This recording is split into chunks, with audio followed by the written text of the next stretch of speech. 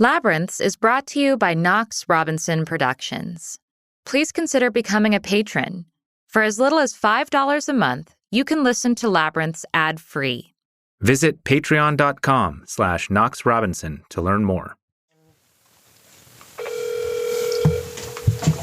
Thank you for holding. How can I help you? Hi there, my name is Amanda Knox, and I am 35 weeks today. I'm scheduled for an appointment next week, but I just noticed that I'm bleeding in a significant way, and I'm not sure what to do about that. Okay, so it's a significant amount of blood. Is the color bright red, dark brown? Bright red. Oh God, actually, it's, I have clots that are coming out. Does this seem like something I would need to come in for? Because I live on an island and I would have to get on a ferry to leave. She said tell her to come in now and get her ETA. Okay, thank you. Bye. Bye. Oh God. Okay. All right, so we're going... We're going to the hospital. Okay. Can you drive? Yeah, I can drive.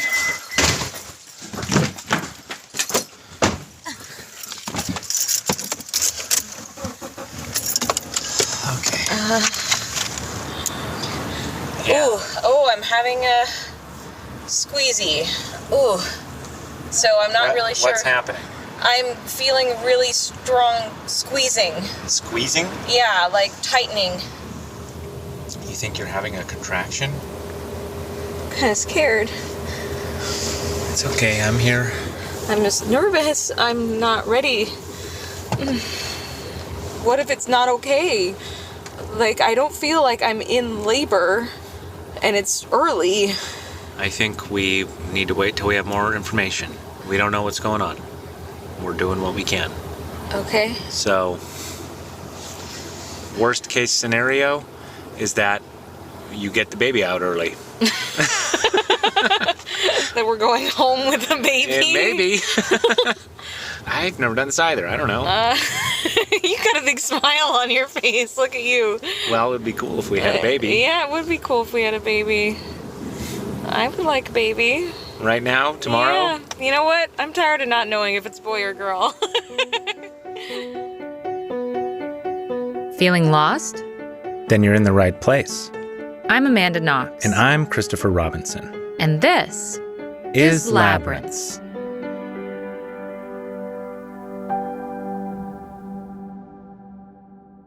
Hang on to your hats, folks. Third trimester is a wild ride. As soon as we got on the ferry, I got a hold of my closest mama friend who'd been through this rodeo 3 times before. The difference between Braxton Hicks contractions and road contractions is road contractions increase and get more intense. Whereas Braxton Hicks, like every time you have them, it's pretty much the same.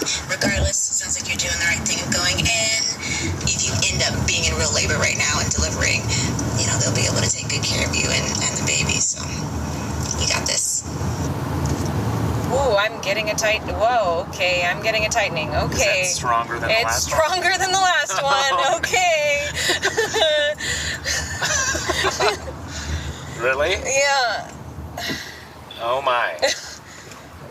Oh God. All right, we're 10 minutes from the doctor. We were 5 weeks early and rushing to the hospital. I wasn't sure what was happening. Honestly, I felt ashamed. What if it was all a false alarm? What if I was wasting everybody's time? We got to triage, and they hooked Amanda up to the monitor for 30 minutes of this.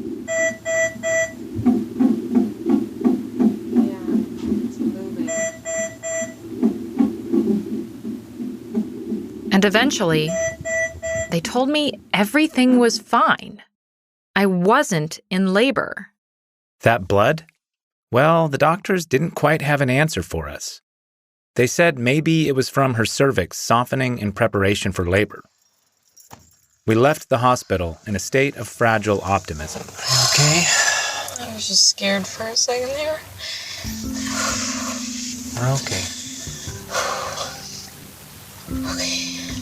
Yeah?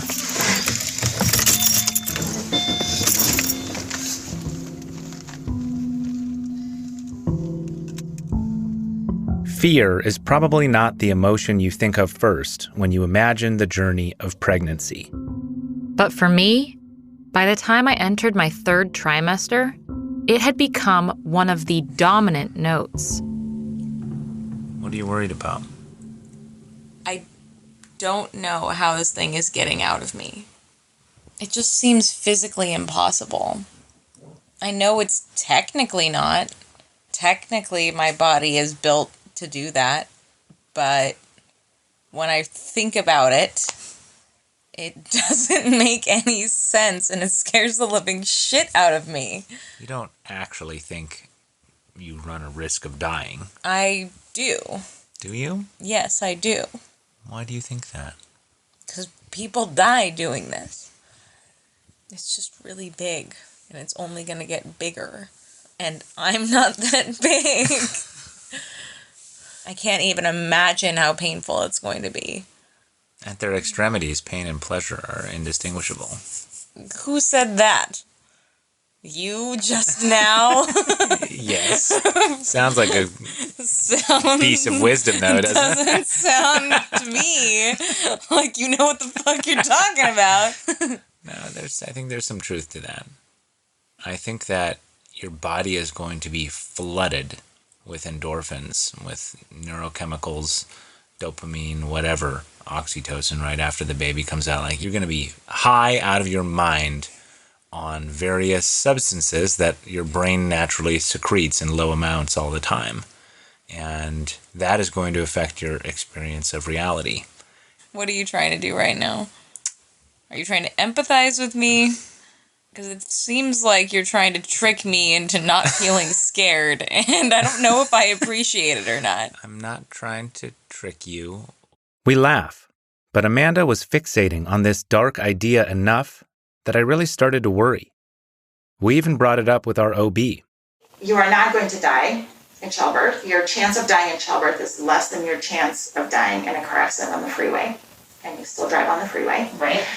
Having said that, it's very normal and natural to have trepidation about going through an experience that you've never been through in your life. You know, you're going to birth a human out of your body. However normal those fears were, they still terrified me. And however useless it was, I kept trying to shift her perspective. But even when the fears of dying subsided, I kept worrying I'd lose the baby. That early scare didn't help. If we were to look at a graph of our life and when we had to navigate difficult, shitty situations, I bet you're past the peak. Yeah. You've already faced the most difficult things you're ever going to face. Yeah, I know. I've already had to grapple with losing more than what I could possibly lose right now. I still don't want to lose it, though. I'm trying to remember if I felt this much fear of losing things before I lost everything in Italy. And I'm wondering if that's part of it. Like I'm almost waiting to lose everything again. Waiting for the axe to fall. Yeah. I can try to be okay with the idea that if the axe were to fall, it's just going to fall. C'est la vie. And I can do everything I can to try to prevent it from falling, but also sort of be at peace with the idea that I could lose everything. Because I almost did. I was that close.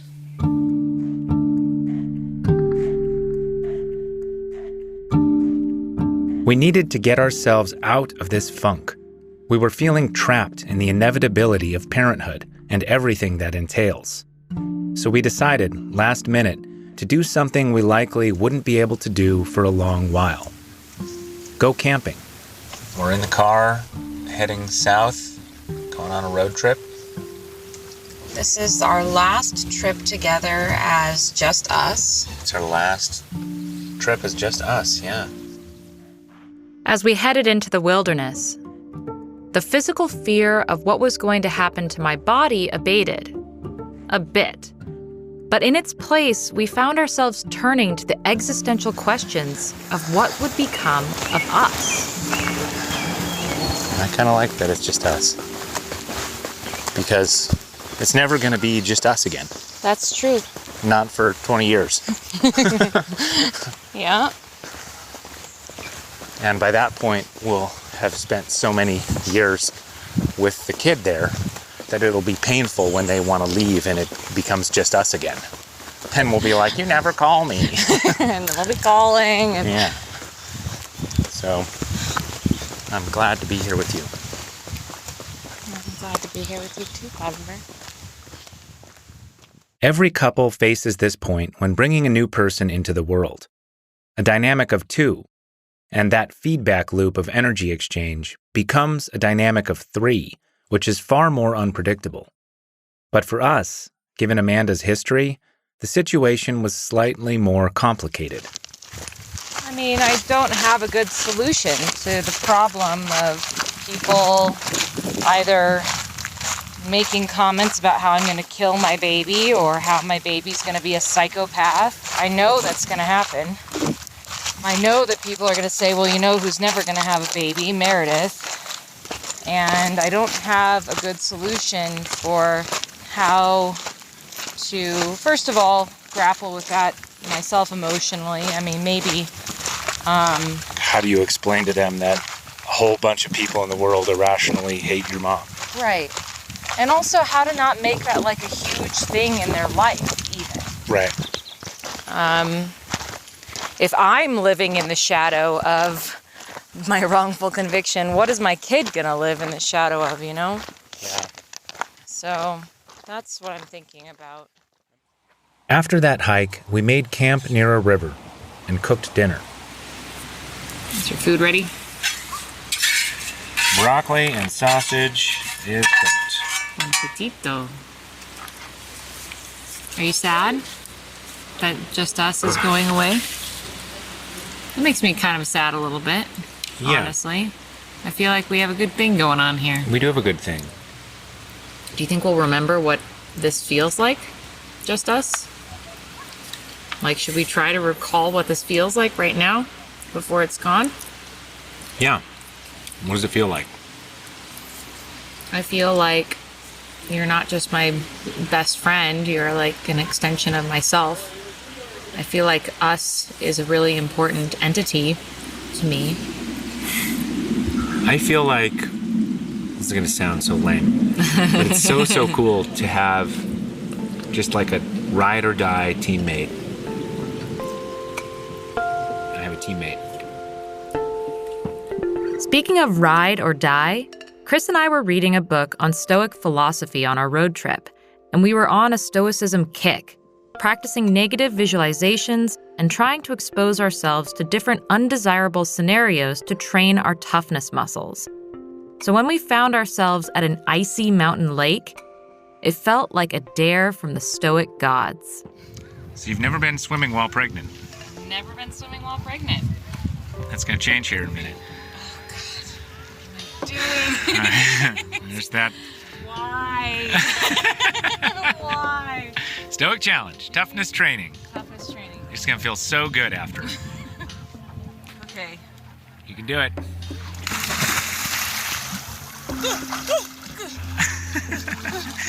Do you want to get back in immediately? So good. Hold on. Give me both your hands. I can't because my belly's in the way. You gotta get a leg over it. I'm on my neck. Hold tight. Okay. You're in the boat. Oh, God. Are you okay? I didn't regret jumping into that freezing water until Chris pointed out that I had a big red mark on my belly. I jumped in too, but that didn't allay her concerns, especially when, once we were back on land, going for a walk in the woods, the hours passed without a single movement from the baby. It's not going to be fun if it turns out we accidentally killed the baby. We didn't kill the baby. I know you got a little bruise on your belly, but I'm sure the baby's fine. If that kind of thing, if crawling into a boat would cause a miscarriage, no one would ever be born, right? Let's see. I want to feel it kick, and then I'll stop worrying. Okay, well, tell me when it kicks. Okay. The hours went by. The mosquitoes came and went. We made our camp dinner. Amanda unusually quiet. The sun set. And finally... It just moved? Mm-hmm. Where did it move? It kicked me right here. It was soft, but it definitely moved. You feeling better? Yeah. I just wanted to move again. But I feel better. It definitely moved.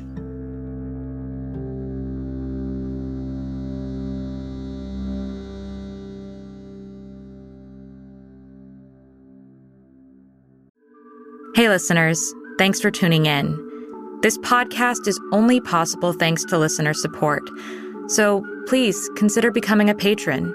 Visit patreon.com/Knox Robinson. Despite those dark thoughts of dying in childbirth, going into the home stretch, I was feeling good. It's a beautiful sunny day. Birds are chirping. And I didn't feel gross in my body today, actually. Nice. Yeah, which I haven't felt for the majority of the pregnancy.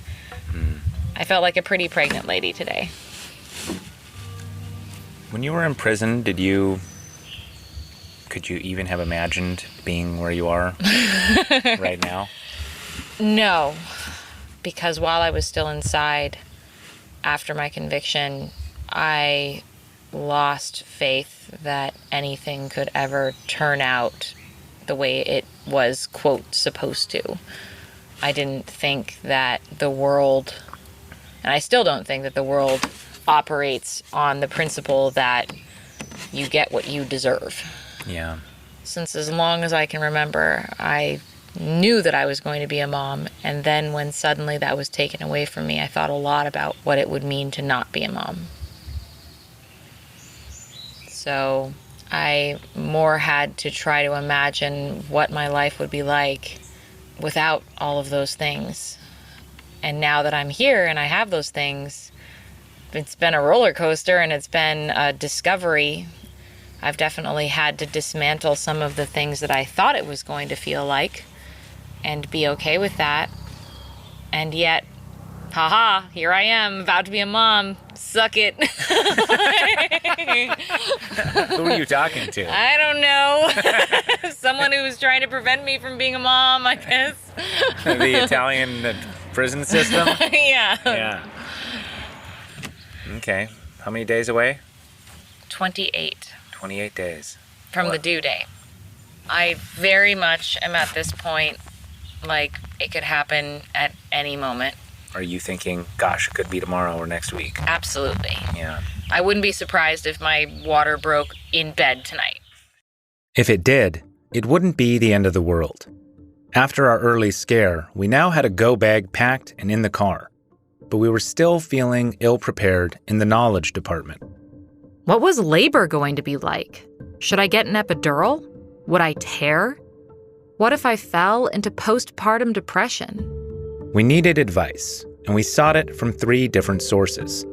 Dr. Emily Oster, who was kind enough to chat with us through each trimester of our pregnancy, a professional doula who walked us through the birthing process, and some close friends who'd just gone down this road a few months ahead of us. The doula we met pulled out a plastic model of a birth canal and walked us through the process. What we're looking at here is your pelvis, and this is your cervix that everybody talks about. And most people who have never had a baby, your cervix is still probably long and firm, which it should be, okay? And then as your pregnancy moves along, the baby's head moves down, he's gonna put pressure against that cervix and it will thin out. Wow, and that stretches a lot. Yeah, it actually thins out completely like a paper thin. Wow. And so once it thins out is when it starts dilating, and that's when either the doctor or the nurses will check your cervix and tell you how dilated you are. you are. Gotcha. And you have to get to 10 centimeters, which means that cervix is completely moved out of the way so the baby's head can come through. And that's when you would start pushing, okay, at that point. Crazy.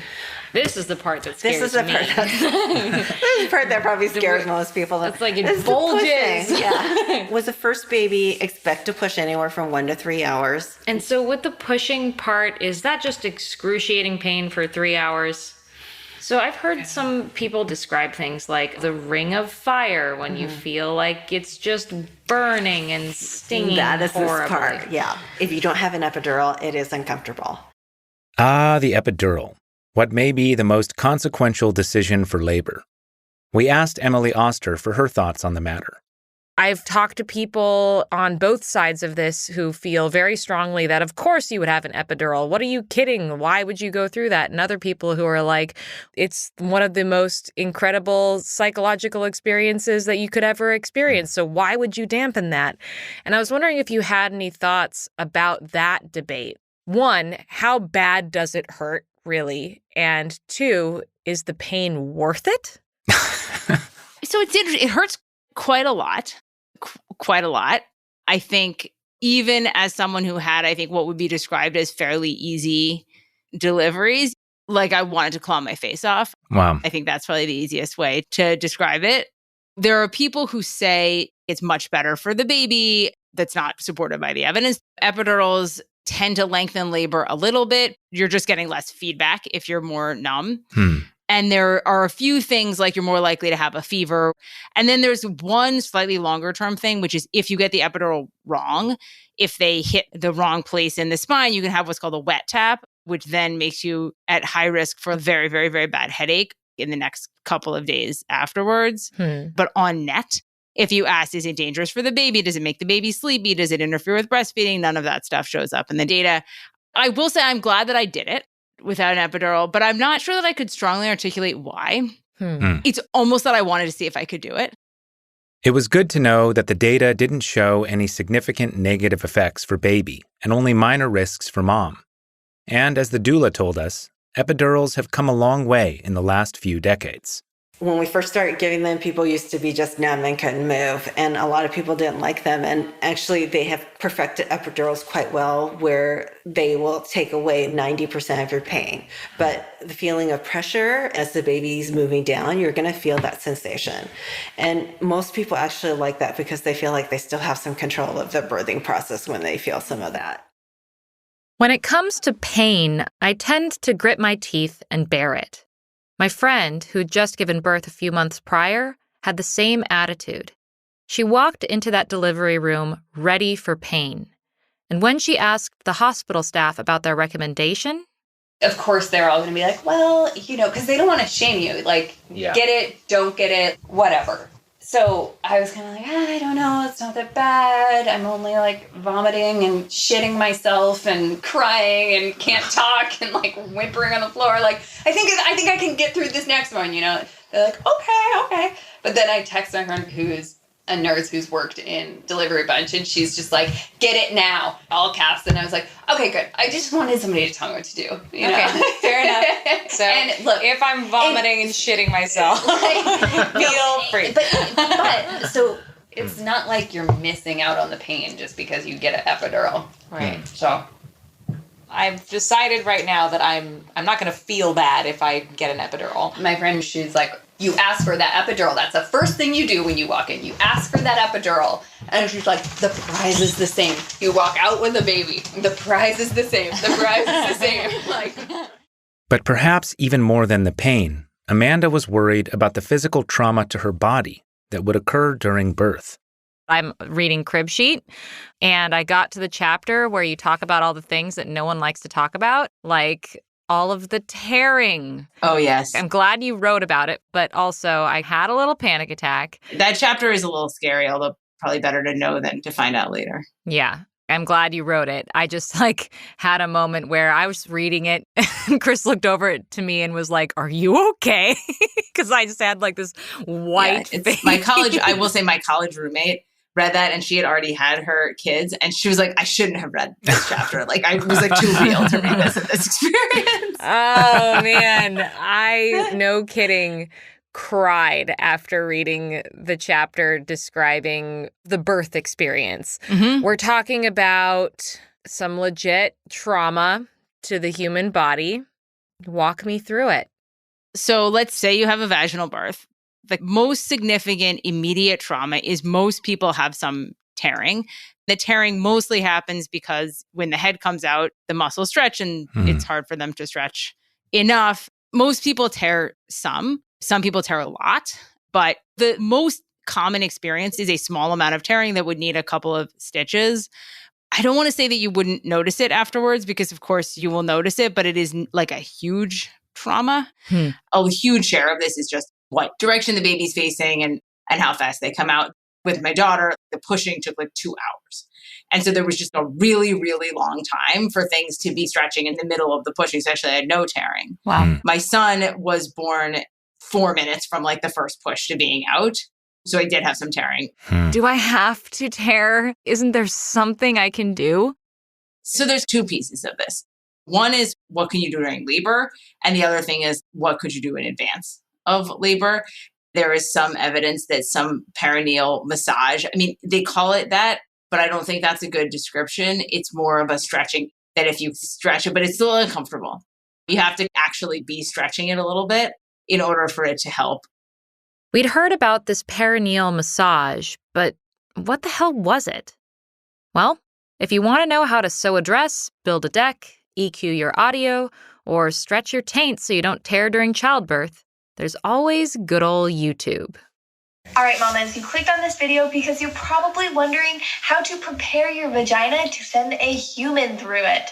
So in this video, we are talking about perineal massage. And you might be thinking, that is not the kind of massage that I go get at the spa. No, it is not. The perineal massage. First of all, what is the perineum? The perineum is the section of skin that is between the vagina and the anus. And it is the area that is most likely to tear during childbirth. If you try some of these things, let me know how you feel like they've been working for you. It's gonna be hot. I am not anticipating. This is becoming TMI, the podcast. Chris was honestly very uncomfortable with the whole idea. It's like some weird, bizarro, anti-sexy thing. It just feels a little bit like mix up the curry, add the coconut milk, put in the broccoli, let simmer, and then pour it in your ear. It's like, that's not how you eat food. That's what this feels like to me. It's so like you interacting with my vagina in a way that isn't penetrative sex feels like foreign and strange to you? Well, not just that isn't penetrative sex, but that isn't even meant to be erotic, right? Mm-hmm. The whole emotional valence of it is different. It is designed to stretch and change you in a way that will make the birthing process easier. Mm-hmm. So not only is it technical and medical rather than erotic, it is meant to alter you. It's just going to make it more flexible so that it doesn't rip. You know what's going to change it? Yeah. Ripping. God. If listeners are uncomfortable hearing this, I want you to know that's exactly what I'm feeling. This is perfect empathy here. As for what to do during labor to avoid tearing, the doula filled us in. What we try to do is get you to push at the height of the contractions so that you guys are working together to kind of push that baby out. And what we want is that all that tissue needs to stretch. So it won't be unusual that when you're pushing, you'll see that much head, and when you're done pushing, the baby just moves back up. But we kind of want that. We don't want this baby to go boom and come out and tear that tissue, right? We want, there's a purpose to not pushing 3 times and having a baby. You want to push for a little while to get all your tissue stretched. Okay, fair enough. And then you get to the point where what we call crowning. That's the ring of fire they're talking about, because that is when your tissue is stretched to the max. And it hurts. And then some people like warm compresses at this point because that will help with that ring of fire. Some people like cold.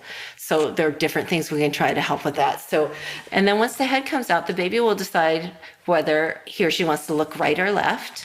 It will decide. Yeah, they will decide, actually, depending on how they're coming down. And then once they decide which way they want to look, the doctor will have you push again and will deliver the top shoulder and then the bottom shoulder. Okay. Interesting.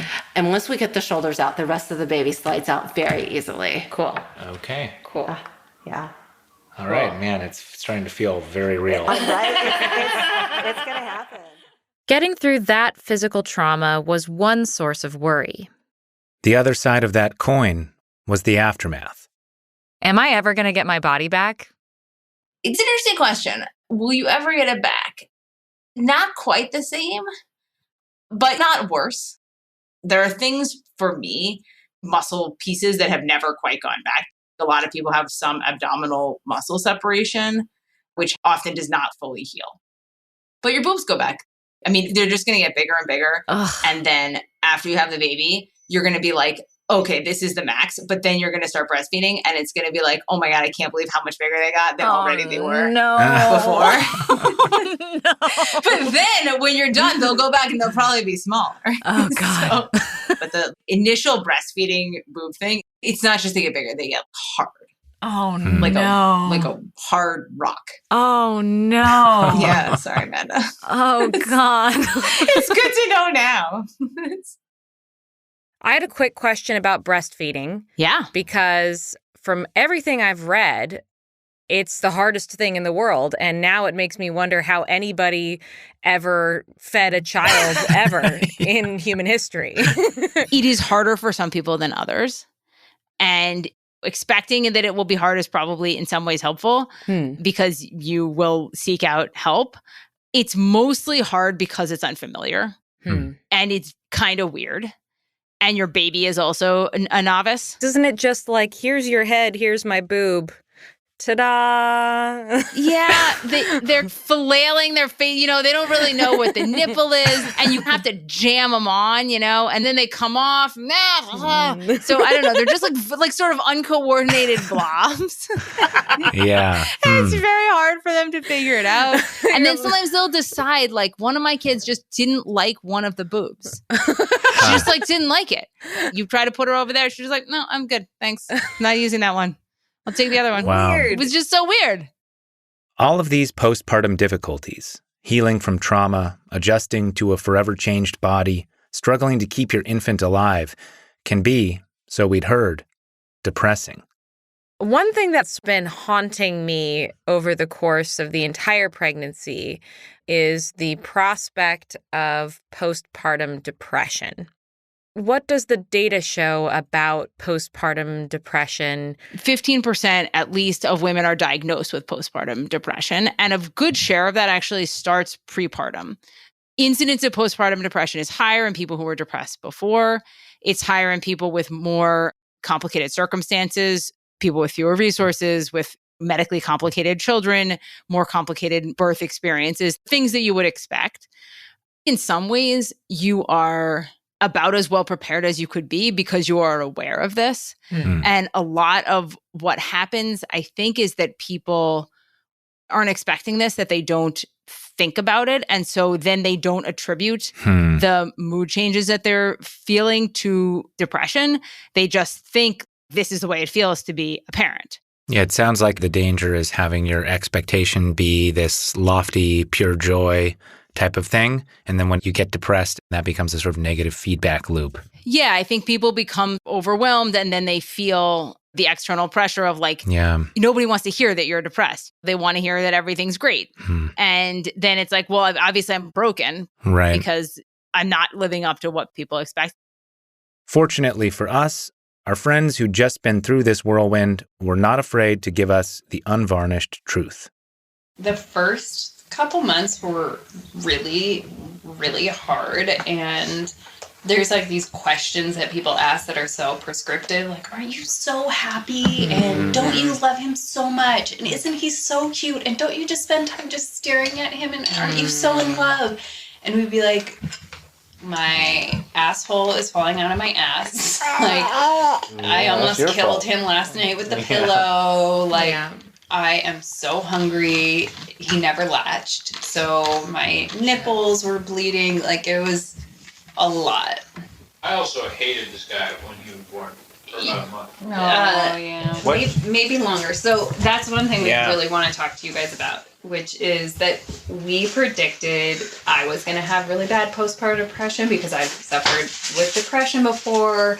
And it was COVID, so it was going to be super isolating. Yeah. And fate twisted it on you. Fate twisted, and every time he went to feed him, he'd be like, "This is such a waste of time." Like, all but a rejection of this guy. Yeah. Fucking hated him.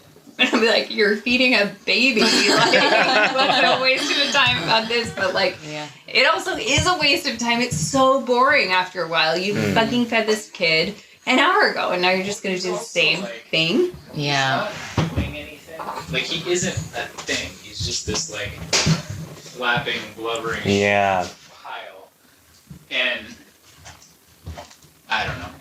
There was definitely some chemical shit going on. I just I couldn't. I didn't see it. Thankfully, that didn't last forever. Like, one night, a month into it, I hear singing, and I'm just like, okay, noted. Not gonna say anything, but definitely noted. And then the next morning, I wake up, and he is wearing the most complicated outfit, and I'm just like, okay, doubly noted. Right. We've got the Oshkosh overalls on. Yeah. And something had turned. Yeah, totally. Our conversations with our friends, with the doula, and with Dr. Emily Oster left us feeling sobered, and if not ready exactly, then more accepting of the inevitability of our situation. When week 38 rolled around, still 14 days from my due date, I was feeling ready for this damn thing, aka precious child, to be out of my frickin' body. I was waddling while awake and so uncomfortable at night I just couldn't sleep.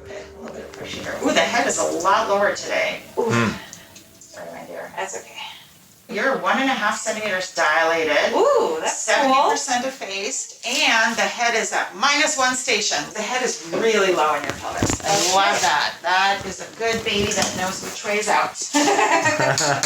Cool, huh? Yeah, that's exciting. It's almost like your body knows what it's doing to have a baby. Crazy. See you next week. All right. Thank you. Holy crap. I'm dilating. How do you feel? Oh, gosh. It's happening. It's happening.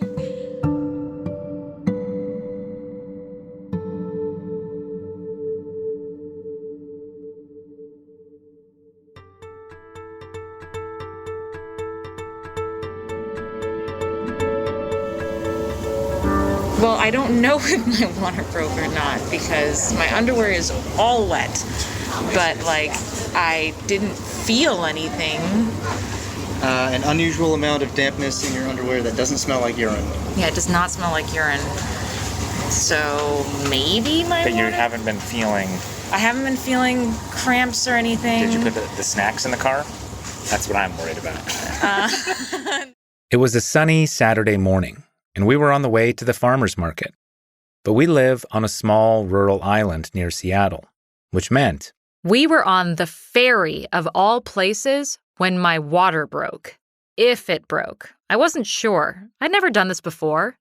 I tried calling my OB. Thank you for calling. The office is currently closed. Regular business hours are between 8 a.m. and 4:45 p.m.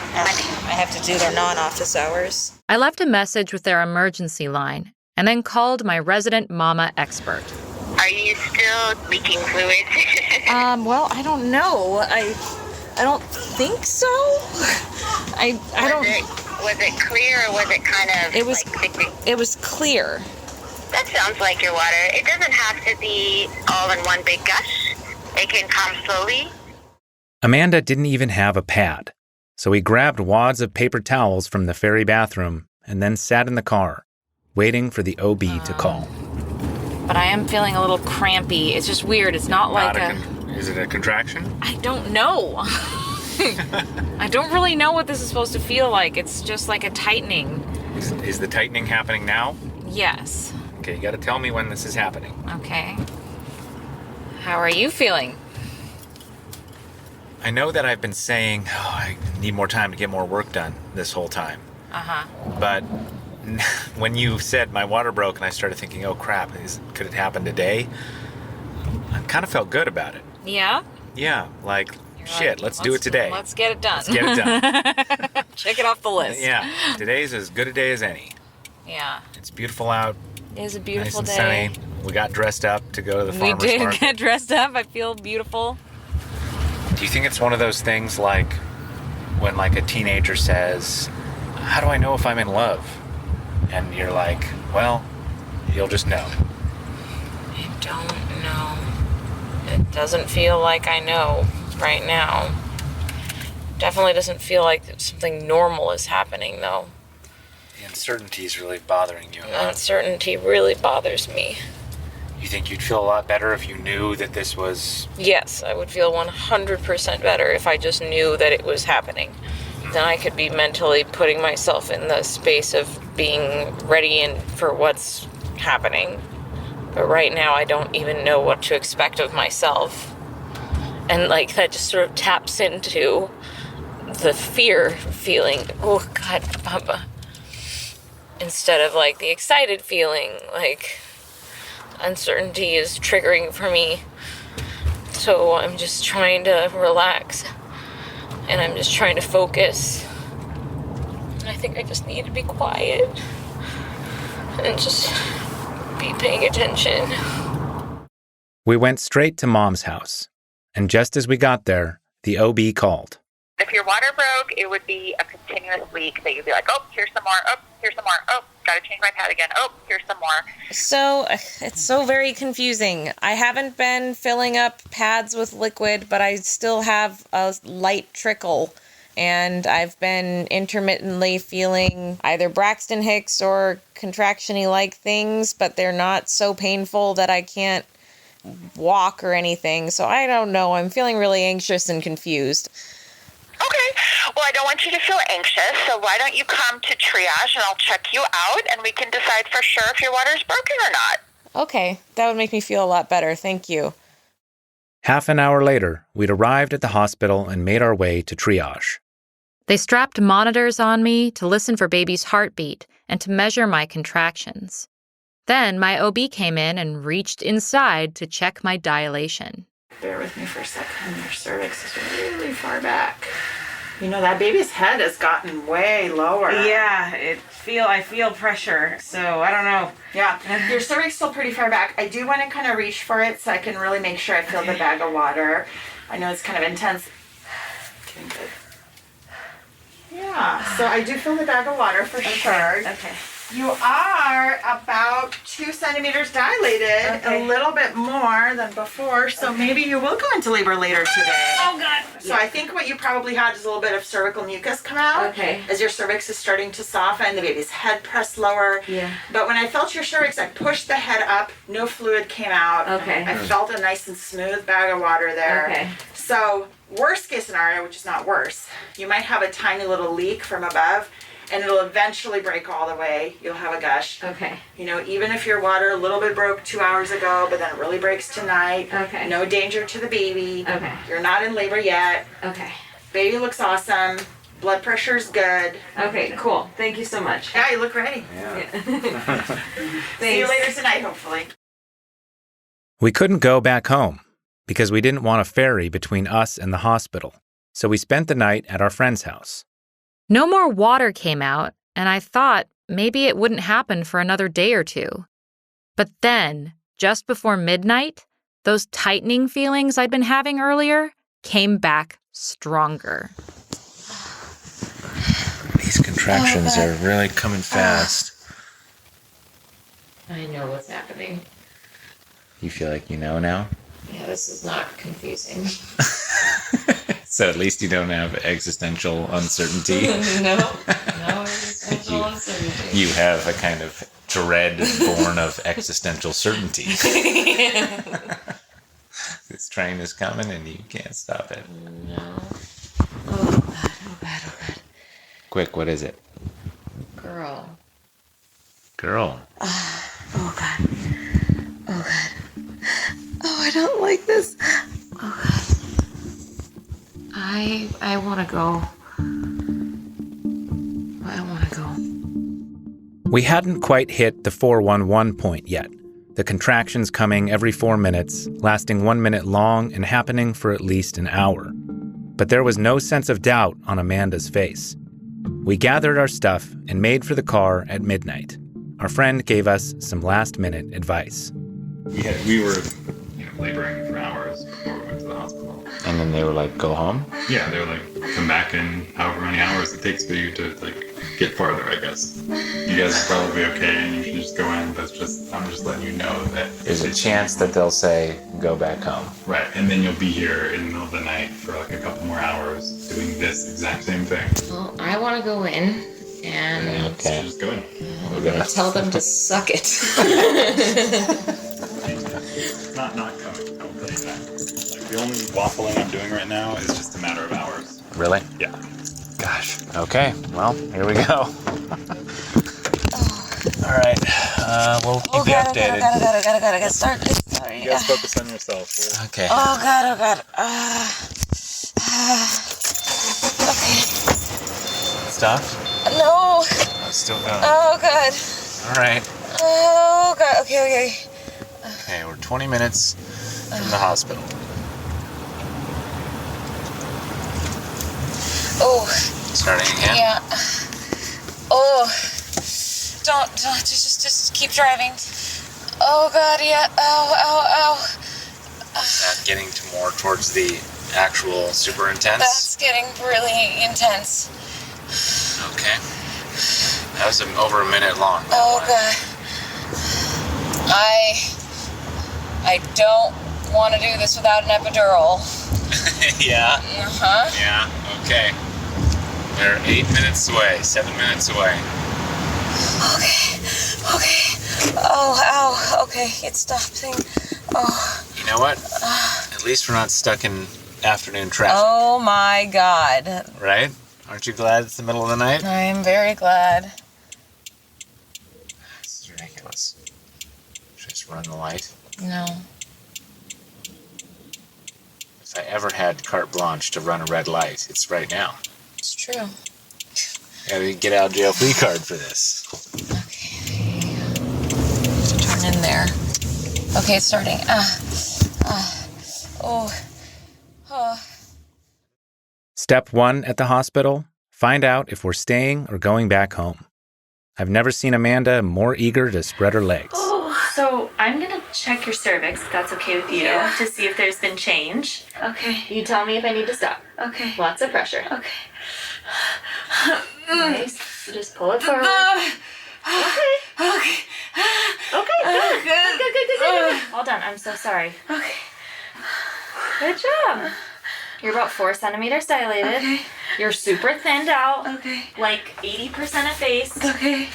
Which means you're probably gonna stay. Okay.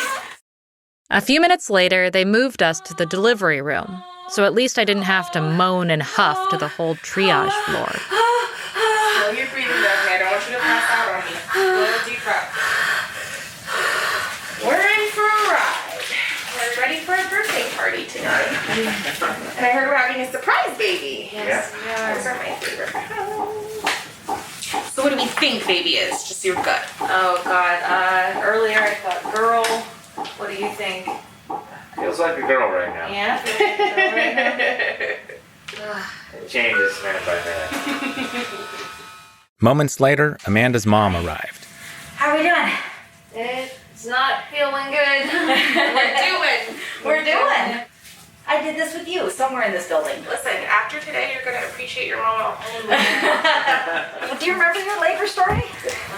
I know that you almost gave birth to me in the elevator. That's true. Yeah. Oh, that's a good one. I had precipitous labor, so I showed up at 10 centimeters. I think she'll be going pretty quick, too. Oh, good. I'm getting an epidural. Oh, you don't want to go without drugs like I did you? Come on. Mom, you're a champ. Okay. Come on. Yeah. Okay. Yeah, those hurt, don't they? Yeah. Oh, God. Breathe. There you go. You got this. Hi, can you call for an epidural, please? Thank you. Oh God. Oh God. Damn it. Hurts, huh? Okay. It's coming quick. All right, so I called anesthesia, so as soon as they come, we'll have this epidural, okay? Thank you. The anesthesiologist arrived and explained the procedure. He'd numb her back and then insert a catheter directly into her spine. The risks? A 1% chance of chronic backache, a 1% chance of a terrible headache, and a 1 in 100,000 chance of nerve damage or paralysis.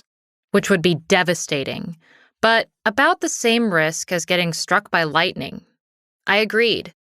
They waited for a contraction to pass, then shoved the needle in. 10 minutes later, the fentanyl was taking effect. On a scale of 1 to 10, what would you rate your pain right now? 4.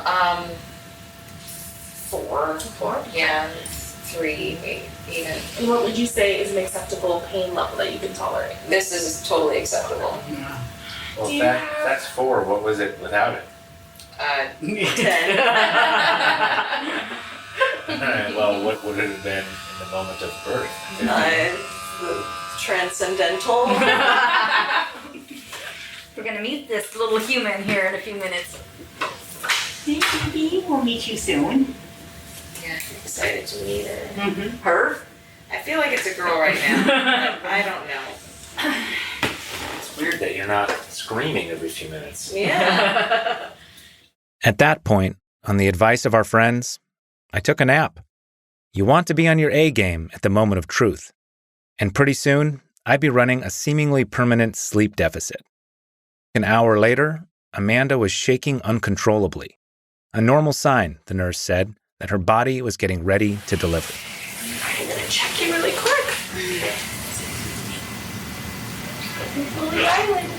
Fully dilated? Baby's happens right there. Oh, man. Fully dilated? Should probably wake up Chris. Fully dilated. I'm gonna turn on a bright light, okay? Yeah.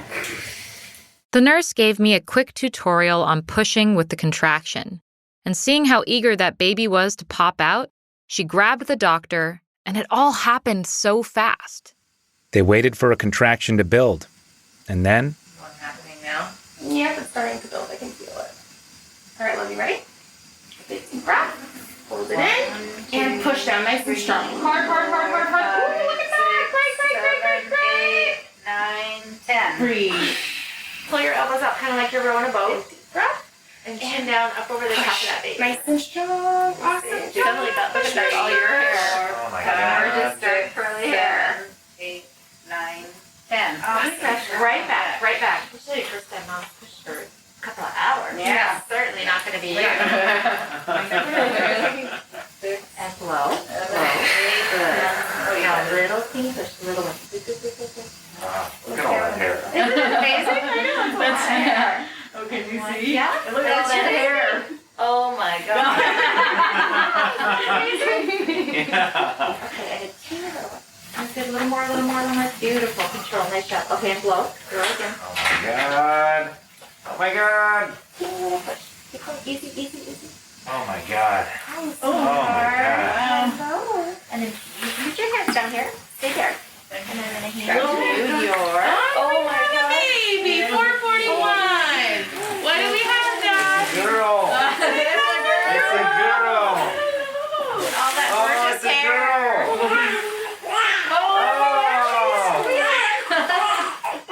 Nice, sweet girl.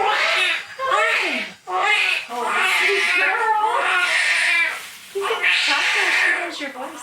Talk to the baby. Yeah. Hi, baby. Yeah. You have a baby girl. Yeah. Saying hi. Oh, she opened her eyes now.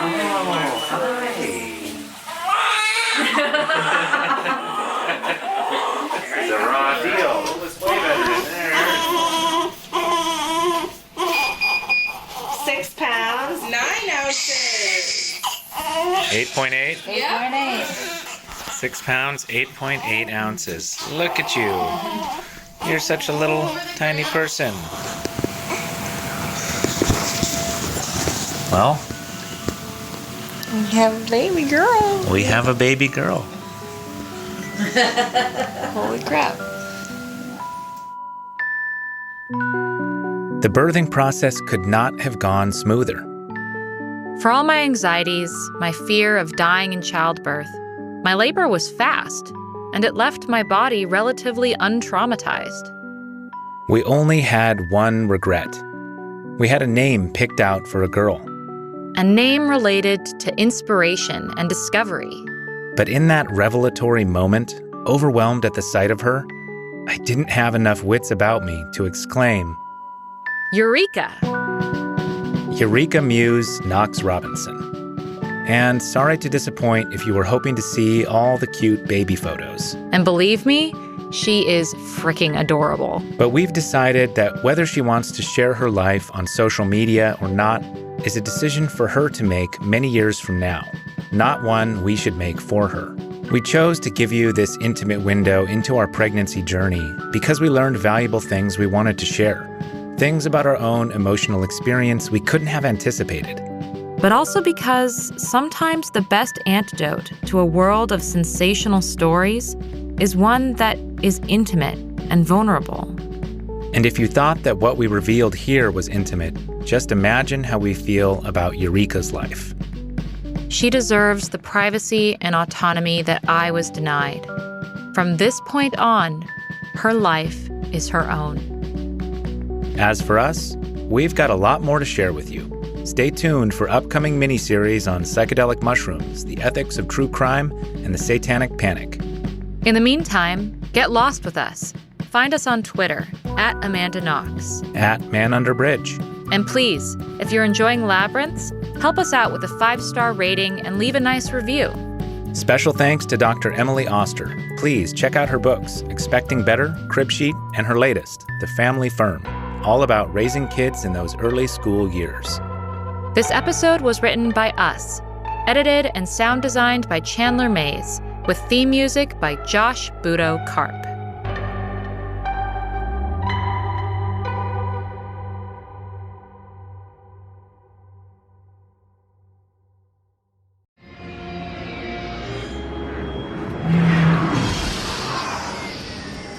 Hold it right there.